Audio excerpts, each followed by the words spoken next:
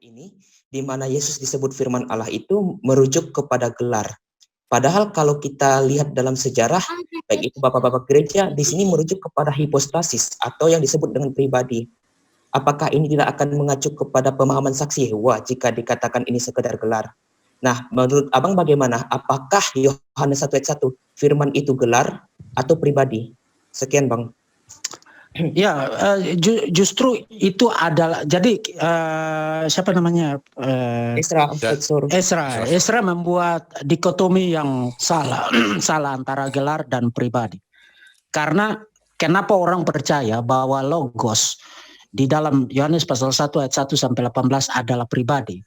Karena mereka memahami logos di situ sebagai gelar. Jadi sebagai gelar, maka itu bicara tentang pribadi. Dan itulah terbelakangnya saya sudah jelaskan di dalam perjanjian lama.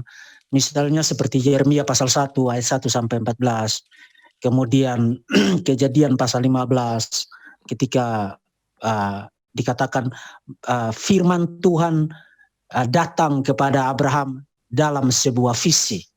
Nah, dengan kata lain, itu tidak bicara firman di situ tidak bicara tentang perkataan. Tidak juga bicara tentang pemikiran. Tapi bicara tentang satu istilah yang digunakan sebagai gelar untuk bicara tentang pribadi Tuhan yang menyatakan diri dalam satu penglihatan. Karena kalau kata-kata kita tidak lihat kata-kata dan kata-kata tidak datang kepada kita. Kata-kata diucapkan, bukan datang kepada kita.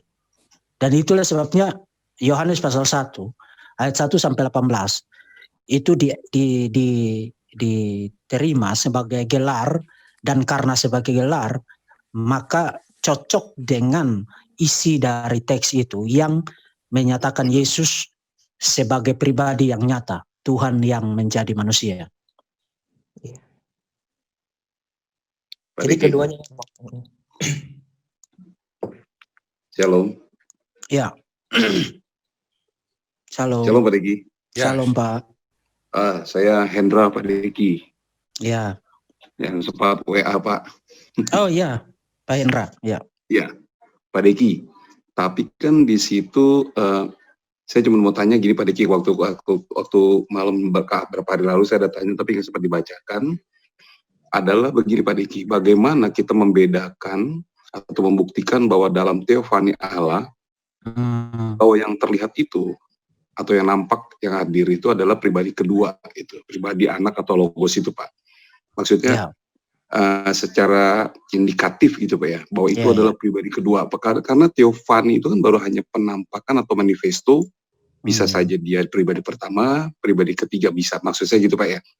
Terus yang kedua, lalu datanglah firman Allah itu, dia kan pakai kata hadafarim atau dalam bahasa Yunani dia rematos itu Pak. Nah, apakah rematos itu memang dia ada toremato kalau nggak salah itu kan, ada artikel tertentu, tetapi dapatkah rematos itu kita jadikan dia sebagai pribadi Pak? Maksudnya mungkin aja ketika datanglah firman Tuhan itu, ini maksud saya kalau ada orang berpikir gini Pak, bisa aja itu hadir muncul di dalam benak atau batin Abraham bahwa apa yang pernah disampaikan kepada dia tiba gitu kan. Nah, tapi saya sangat senang dengan penjelasan Pak Deki bahwa firman itu hadir gitu Pak. Ya.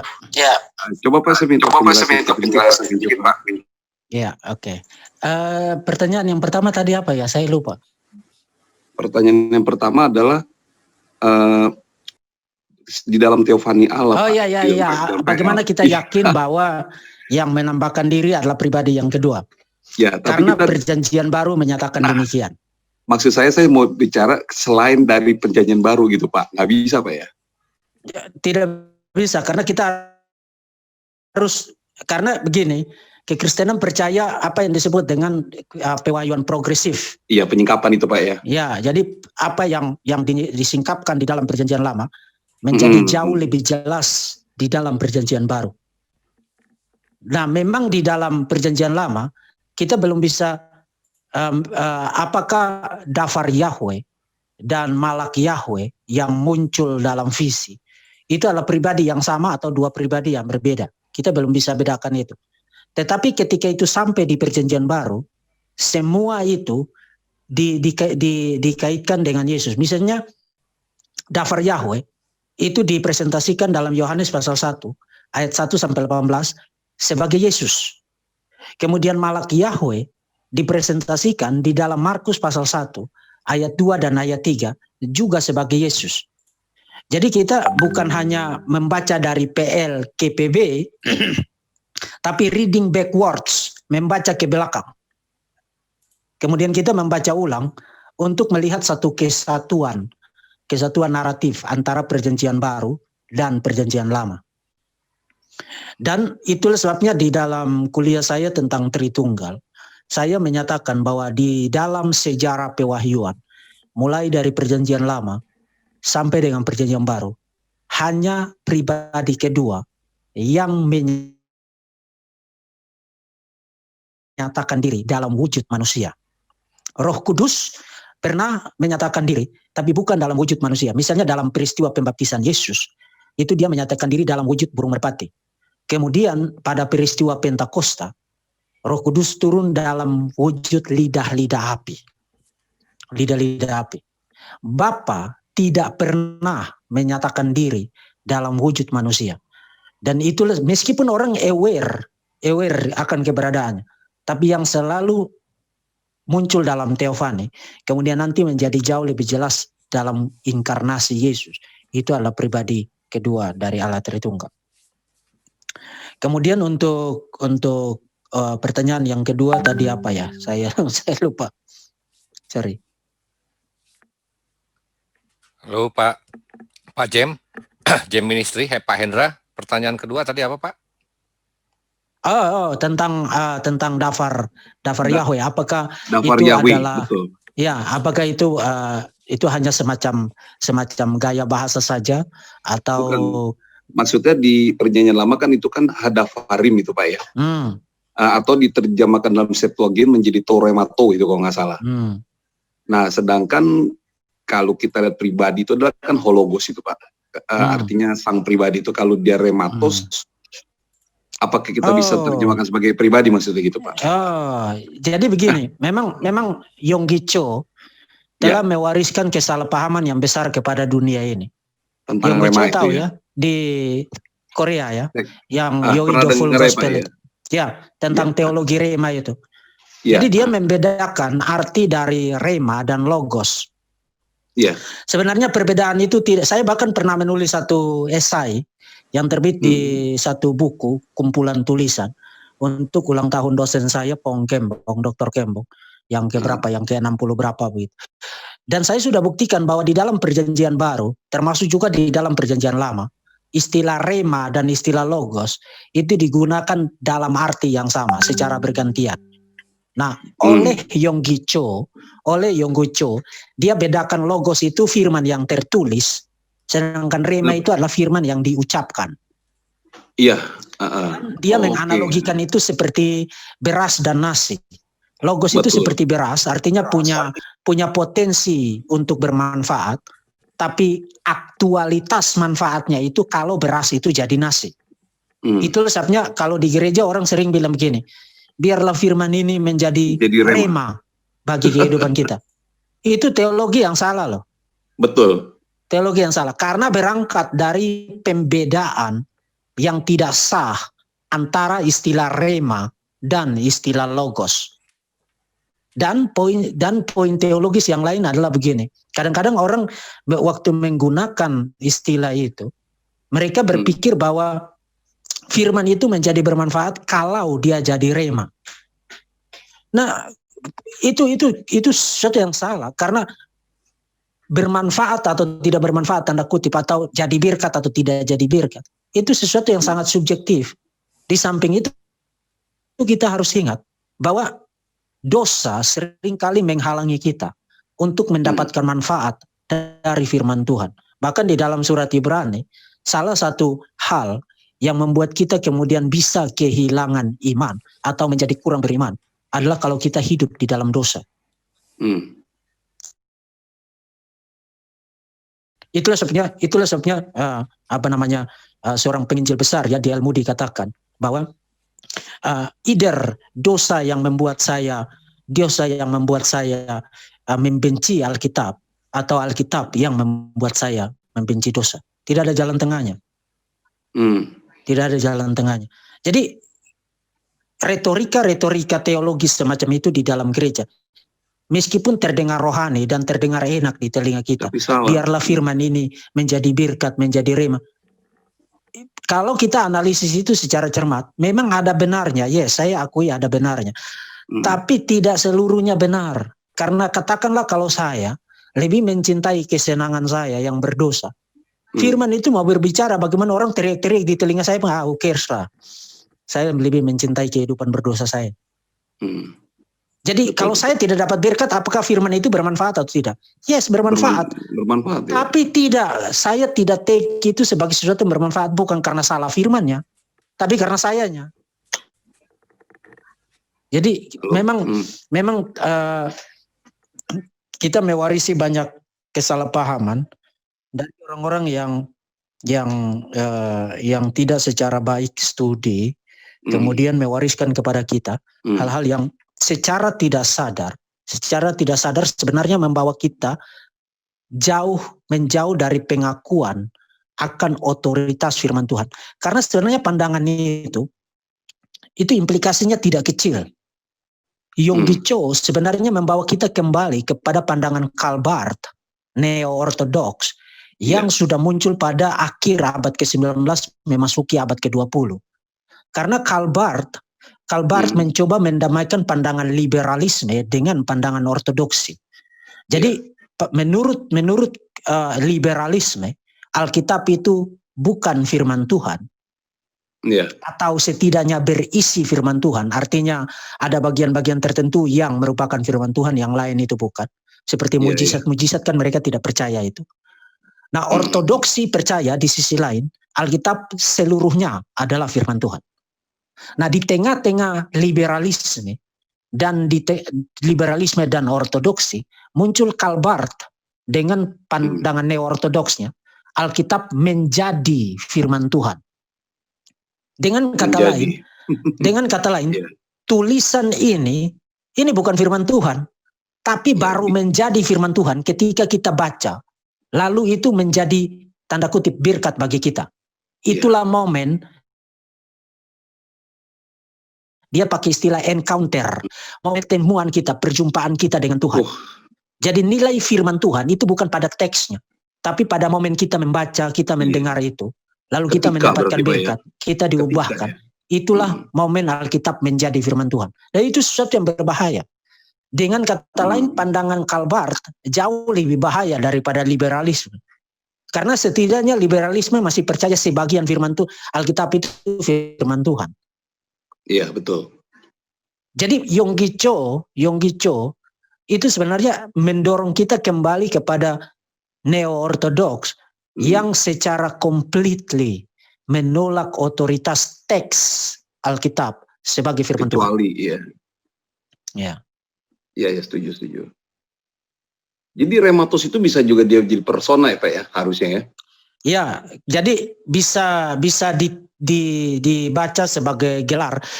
Itu sebabnya saya selalu ingatkan supaya jangan sekadar melakukan studi kata, fokus pada katanya.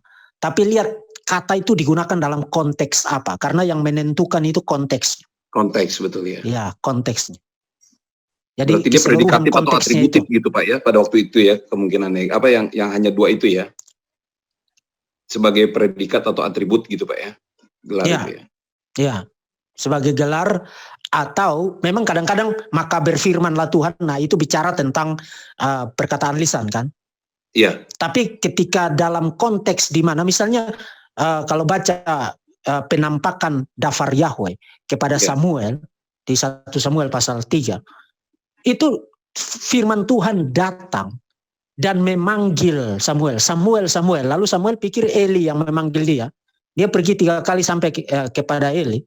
Tapi Eli bilang, saya tidak panggil kamu. Lalu Eli mulai sadar, oh Tuhan sedang menampakkan diri kepada Samuel. Lalu Eli bilang, kalau dia panggil lagi, bilang, ya Tuhan hamba-Mu mendengarkan. Nah, itu kedatangan pribadi, cuman kedatangan pribadi itu dibahasakan dengan istilah datanglah firman Tuhan kepada Samuel. Itu Lebih datangnya, Pak? spektakuler lagi kalau baca Yeremia pasal 7 Oke. ayat 1 sampai 14. Dia bahkan dikatakan menyentuh tangan iya. Yeremia. Itu Meskipun firman Allah, Pak, dikatakan yang datang itu firman Tuhan. Nah, firman Tuhan kok Tapi dia tangan. menyentuh gitu, Pak ya? Ya, menyentuh. Jadi penggunaan Oke. istilah itu di dalam konteks yang menentukan bahwa kita harus take itu, mengartikan itu sebagai person, penyataan dari Tuhan karena dalam menyentuh wujud ini, pribadi. betul. Ya, karena jadi kita tidak menentukan apakah itu gelar atau sekadar perkataan lisan semata-mata berdasarkan istilahnya, tapi karena konteksnya mengharuskan untuk kita berkesimpulan demikian. Termasuk juga hal yang sama dengan malak Yahweh. Karena istilah malak itu sendiri, malaikat itu sendiri, itu bisa merujuk kepada manusia. Manusia juga bisa disebut sebagai malak. Misalnya angelos ya dalam bahasa Yunani. Misalnya Yohanes Pembaptis juga disebut sebagai angelos di Markus pasal 1 ayat 2. Tapi kita tidak mengerti bahwa Yohanes Pembaptis itu makhluk spiritual yang bersayap, bukan? Enggak. Tapi konteksnya yang menentukan apa arti dari istilah itu. Jadi ingat baik-baik prinsip itu. Kata itu penting untuk kita lakukan studinya. Lihat kamus, lihat leksikon, lihat arti kata. Tapi untuk menentukan kata ini di dalam teks ini artinya apa, harus ditentukan berdasarkan konteks naratifnya. Harus. Narasi, betul. Ya. Nah, saya berencana untuk nanti mau kasih kuliah lagi tentang genre, jenis-jenis sastra di dalam Alkitab. Karena Alkitab itu satu perpustakaan. Yang di dalamnya terdapat banyak jenis tulisan. Ada genre hukum, ada genre narasi, cerita sejarah, ada genre puisi, ada genre wisdom, hikmat, ada genre nubuat, ada genre apokaliptik, ada genre Injil, epistel surat, kemudian ada genre cerita sejarah seperti kisah para rasul. Nah, kita membaca jenis literatur itu, jenis literatur yang berbeda, kita tidak baca dengan cara yang sama. Sama seperti begini. Kita tidak membaca novel seperti kita membaca buku filsafat. Atau sejarah. Yes. Karena apa? Betul. Karena genre-nya berbeda. Karena jenis sastranya berbeda. Dan banyak orang gagal paham terhadap Alkitab karena mereka tidak aware akan diversitas keberagaman jenis sastra dari Alkitab. Dari Alkitab. Akhirnya menyalahkan Kidung Agung, Pak ya? Iya, itu genre hikmat, wisdom. Iya, hikmat. Nah, itulah sebabnya kenapa Alkitab tidak ada masalah cerita tentang Nuh tidur dengan anak perempuannya, Nuh mabuk. Karena itu cerita. Cerita itu tidak memandatkan pesan moral tertentu, tapi dia menceritakan apa yang terjadi. Iya, betul. Soal pesan moralnya kita bisa tentukan itu berdasarkan prinsip yang lain.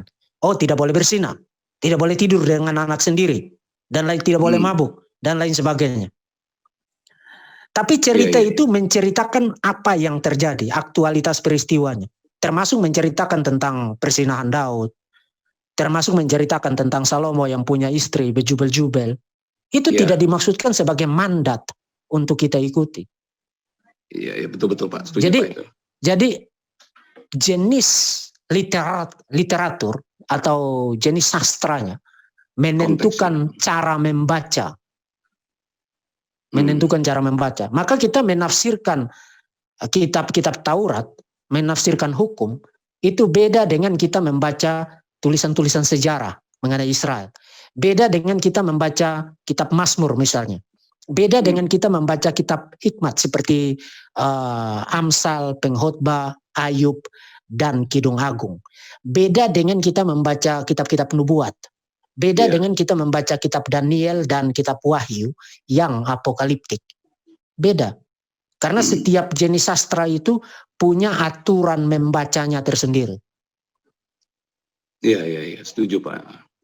Nah, banyak orang Kristen itu karena semua jenis literatur itu dikumpulin menjadi satu yang kita sebut Alkitab, lalu kita Yang lebih pikir sama. isinya itu sama semua. Dan kita boleh baca dengan cara yang sama. Betul Pak. Iya, iya. Kebanyakan gitu tuh Pak. Iya, iya. Iya. Oke Pak, kalau gitu jadi menentukan pribadi pada PL itu memang harus merujuk kepada PB Pak ya. Ya, apakah Ya, itu setuju. pribadi kedua atau bukan? Itu kita harus lihat full revelationnya, pewahyuan penuhnya, dan klimaksnya di dalam perjanjian baru. Iya, oke Pak, setuju Pak. Thank you Pak. Ya. Ya, Tadi saya ada kirim ke WA ya Pak Deki gambar tuh Pak. Oke. Terima Thank you Pak kasih, Deki, Tuhan berkati. Sorry kalau Ya. saya slow response di WhatsApp karena saya memang jarang membuka HP. Kalau saya Oke. lagi di kantor itu HP masuk di laci. Oh, enggak, karena saya mau kapan-kapan berkunjung ke sana Pak. Siap. Nanti Oke, kita thank atur, you Pak ya. Ya, Thank you, Tuhan Pak. berkati Pak. Ya. oke. Bung Deki masih ada waktu? Masih. Masih. Ini ada yang mau tanya 8 lagi menit nih. lagi. Oke. Pemusnah Takia, silakan mau tanya. Pemusnah Takia. Pemusnah Takia. Destroyer ya. Shalom Pak, saya dari Malaysia. Ada ikuti seminar tadi, tapi soalan saya disalah tanya tadi.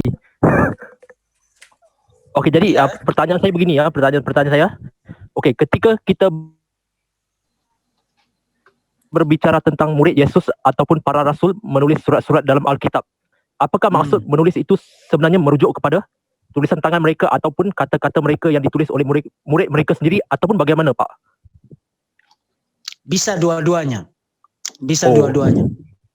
Misalnya seperti Lukas, dia menulis sendiri Injil Lukas dan kisah para rasul. Tapi surat-surat Paulus itu ditulis melalui sekretaris. Termasuk surat Petrus juga ditulis melalui sekretaris. Jadi bisa menggunakan sekretaris atau yang bersangkutan yang menulis sendiri. Jadi Pak, kalau misal kata kita kerana Bapak kan seorang akademisi, jadi kadang-kadang kalau Bapak ingin menulis laporan research Bapak, Bapak menggunakan sekretaris, maka tulisan sekretaris itu bisa apa katanya, diklaim sebagai tulisan kita, bisa ke Bapak begitu? Nah, kita harus membedakan konteks. Kalau untuk sekarang saya kira juga tidak ada masalah ya, karena banyak profesor perjanjian baru juga yang sibuk tapi mereka menggunakan sekretaris untuk mengetik hasil riset mereka. Tapi pada abad pertama itu bukan merupakan sesuatu yang aneh. Karena tadi saya sudah jelaskan konteksnya bahwa pada abad pertama itu hanya 5-10% yang bisa membaca dan menulis. Ya, benar. Ya, jadi otomatis jasa sekretaris itu adalah sesuatu yang sangat-sangat dibutuhkan oleh masyarakat dan tidak akan ada klaim copyright pada abad pertama. Karena memang itu konteks situasi yang mengharuskan demikian. Ya. Bapak ingin bertanya ya, inilah mengapa tulisan aslinya dari tangan para rasul ini tidak ditemui? Bisa jadi. Nah, ini tentang tulisan asli ini saya perlu kasih kualifikasi. Saya tidak tahu apakah Bapak bisa mengerti kata-kata saya dalam bahasa Indonesia secara baik atau tidak. Tapi saya saudara-saudara yang ikuti ini, saya coba pahami. Saya akan pelan-pelan. Jadi kita mesti mengerti tentang teknis penulisan naskah pada abad pertama. Nah, pada abad pertama, orang tidak menuliskan naskah hanya satu naskah.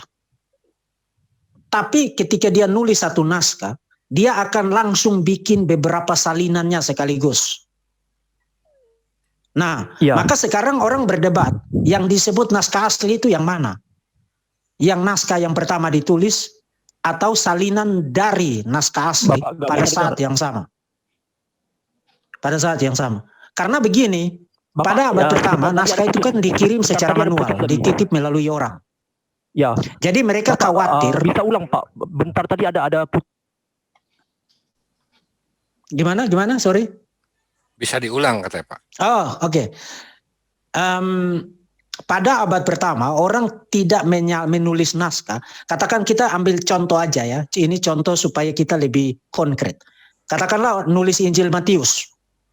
Atau taruhlah surat Filipi misalnya. Surat Filipi. Ini contoh aja ya. Waktu surat Filipi ditulis, situasinya adalah bukan hanya ada satu naskah surat Filipi. Kenapa begitu? Karena surat itu ditulis ke jarak yang jauh. Waktu itu Paulus di penjara. Dan ada kemungkinan si pembawa titip lewat orang itu, ada kemungkinan dia mengalami perampokan, atau dia basah di tengah jalan karena hujan, lalu rusak naskahnya. Maka penulisnya harus punya salinan dari naskah asli itu. Harus punya salinannya.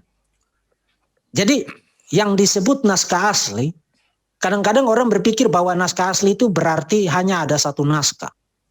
Tapi sebenarnya tidak. Pada abad pertama, kalau kita hidup pada abad pertama, kita sudah memperhitungkan ada kemungkinan rusak, kemungkinan dicuri, dirampok, dan lain sebagainya di tengah jalan. Ada begal dan lain sebagainya. Maka begitu kita kirim satu dokumen, apalagi dokumen itu dokumen yang penting, kita sendiri punya salinannya.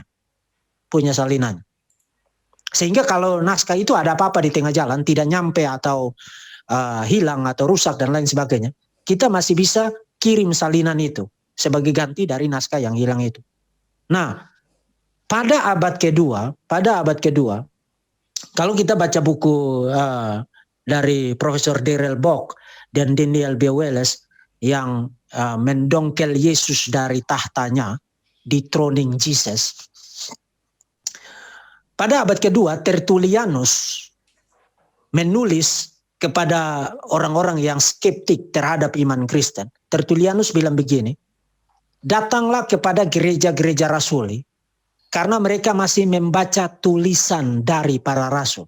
Dan yang dimaksudkan oleh Tertullianus adalah tulisan asli dari para rasul. Tulisan asli dari para rasul. Nah, sekarang kita tidak punya, sangat mungkin karena rusak. Papirus itu kalau kena air, dia selesai. Cuman kalau dia disimpan di suhu yang baik, di tempat dengan suhu yang baik, maka dia bisa bertahan ribuan tahun. Karena buktinya sekarang kita punya banyak 5.000-an naskah perjanjian baru, yang paling awal itu abad kedua, pertengahan abad kedua, dan seterusnya. Jadi kita tidak punya kemungkinan karena rusak atau karena terlalu sering disalin kembali, maka naskah aslinya itu menjadi rusak ya. Oke, cukup mungkin Pak. Masih ada waktu, Pak Deki? Boleh satu lagi? Satu lagi. Kojep, silakan Kojep. Ya. Selamat malam, Pak. Selamat malam, Pak. Saya cuma mau tanya hal yang mudah aja, Pak. Ya. Bagaimana untuk seorang murtadin ya, kalau membaca Alkitab, ada yang teman kita di sini ada yang bilang bacanya Yohanes dulu gitu, Injil Yohanes. Padahal Injil Yohanes kan berat, Pak. Kalau saya yang pelajari itu Injil Markus karena singkat dan mudah dicerna. Nah, menurut Bapak bagaimana pandangan saya dengan Injil Markus itu, Pak? Terima kasih, Pak. Ya, Injil sebenarnya kenapa orang banyak merekomendasikan Injil Yohanes? Karena kalau yang membaca itu adalah yang berlatar belakang Muslim, kita harus ingat bahwa salah satu batu sandungan terbesar bagi Muslim untuk percaya Yesus adalah karena dia menolak ketuhanan Yesus. Nah, Injil Yohanes adalah Injil yang sangat gamblang, sangat eksplisit mempresentasikan Yesus sebagai Tuhan yang menjadi manusia. Nah, cuman memang betul Injil Yohanes itu kalau makin dibaca itu makin berat. Karena Yohanes itu banyak menggunakan istilah-istilah metaforik seperti terang, gelap, seperti roti hidup, air hidup, seperti pintu. Itu kan istilah-istilah metaforik yang kalau orang tidak punya pengetahuan mengenai penggunaan metafora-metafora itu pada abad pertama, sangat mungkin dia akan banyak salah pahamnya terhadap isi Injil Yohanes ketimbang dia mengerti apa maksud Yohanes. Injil Markus oke. Injil Markus oke, singkat dan banyak narasi-narasinya yang sangat singkat. Dan saya tidak ada masalah kalau orang mau mulai dari Injil Markus atau Injil Matius atau Injil Lukas atau Injil Yohanes.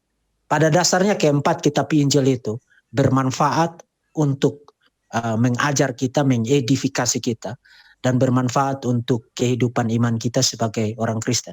Even mulai dari surat-surat Paulus pun tidak apa-apa. Tapi kalau mau belajar yang sistematik kan kita mau tahu tentang Yesus itu siapa kan. Nah, yang memberitahu kita biografi Yesus itu adalah 4 kitab Injil itu. Jadi baca kitab-kitab Injil dulu, silakan cus apakah Markus, Lukas, Matius, Yohanes. Kemudian baca surat Kisah Para Rasul. Itu sebenarnya urutan kitab di dalam Perjanjian Baru itu sudah sangat baik untuk kita ikuti urutan-urutan itu. Jangan mulai dari kitab Wahyu. Karena begitu baca tentang naga bersayap berkepala 7 itu pusing 7 keliling. Oke, Pak. Ya. Oke. Oke, Cukup. selamat malam Bapak-bapak, Terima Ibu-ibu. Ya, terima kasih Bung Deki. Terima kasih Ya, dan selamat terima kasih malam. tadi sudah atur acaranya sangat baik.